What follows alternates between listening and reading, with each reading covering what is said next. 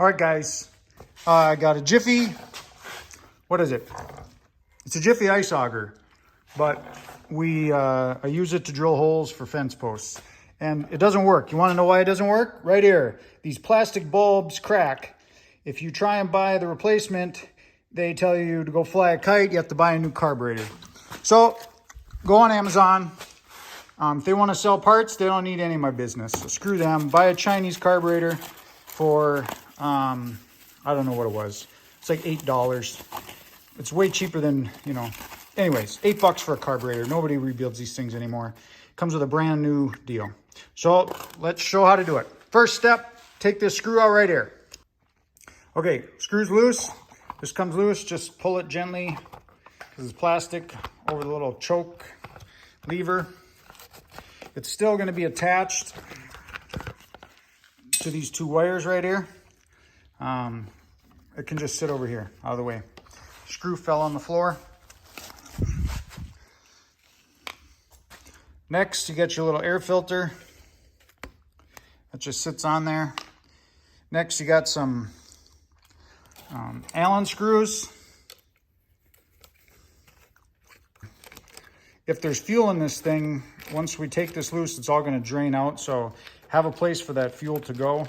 Like if you're doing this on your kitchen counter, you're going to want to find a dish to catch the fuel or your wife's going to be very angry with you. And this thing's actually free right now. So we're going to be gentle because it can fall off at any moment. In fact, it might not be a bad idea just to throw that back in. Okay, next step is going to be taking this throttle cable loose. The way we do that, I held this with a channel lock, 10 millimeter, took the nut loose. Now to get this cable out, I don't know the best way to do it, but what I've found is if you manipulate this down, you can see it comes free there, and then you just basically pull it out to the side, and then you're loose. And then just take your nut off, and you should be free. Pull the fuel lines and we should be ready to go. Okay, pulled the two fuel lines loose. Now we just basically separate it. The kit comes with a new gasket. Basically just install it just how it is. Okay, quick note, this one comes with this end that screws in and that's threaded.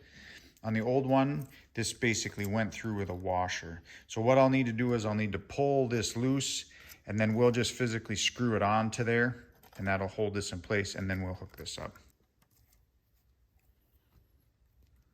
So basically just threading that bad boy on there.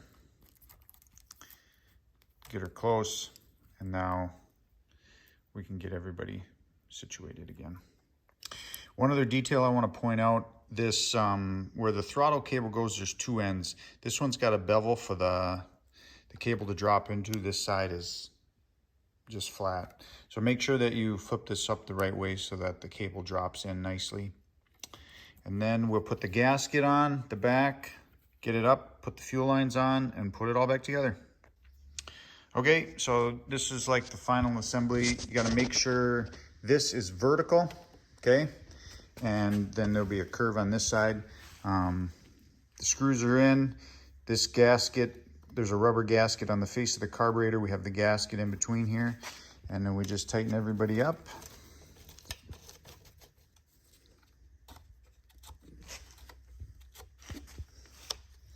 So when we're operating the choke, we're basically just running a plastic flap over the intake for air right here.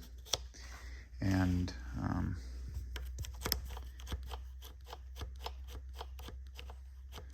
got good manipulation there. Plug in our fuel lines. I'm not replacing them, probably should, but we'll give it a try the way it is. Next step would be to install the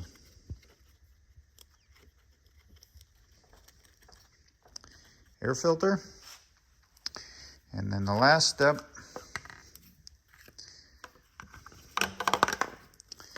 is put our on-off switch. To do that, we just Just go over that little choke lever. Drop her down. Put our screw in.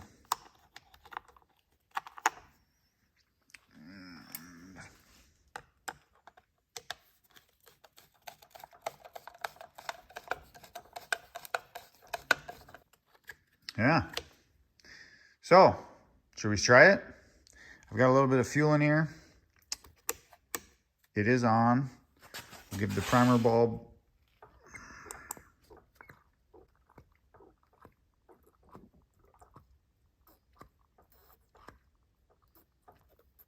All right.